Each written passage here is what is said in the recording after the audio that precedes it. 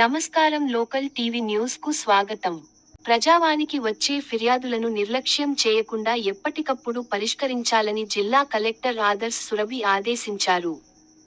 కలెక్టరేట్లోని సమావేశ మందిరంలో నిర్వహించిన ప్రజావాణిలో అదనపు కలెక్టర్ రెవెన్యూ జి వెంకటేశ్వర్లు, అదనపు కలెక్టర్ స్థానిక సంస్థలు యాదయ్యతో కలిసి ప్రజల నుంచి అదనపు కలెక్టర్ అర్జీలు స్వీకరించారు.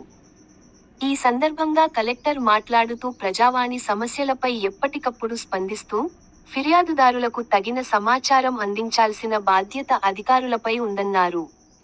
ముఖ్యమంత్రి ప్రజావాణి, మంత్రి ద్వారా ఈ జిల్లాకు సంబంధించిన ప్రజావాణి ఫిర్యాదులు, జిల్లా ప్రజావాణిలో వచ్చే ఫిర్యాదులను ఎప్పటికప్పుడు సత్వరమే పరిష్కరించాలని ఆదేశించారు. ఈరోజు ప్రజావానికి మొత్తం 47 ఫిర్యాదులు వచ్చినట్లు అదనపు కలెక్టర్ తెలిపారు.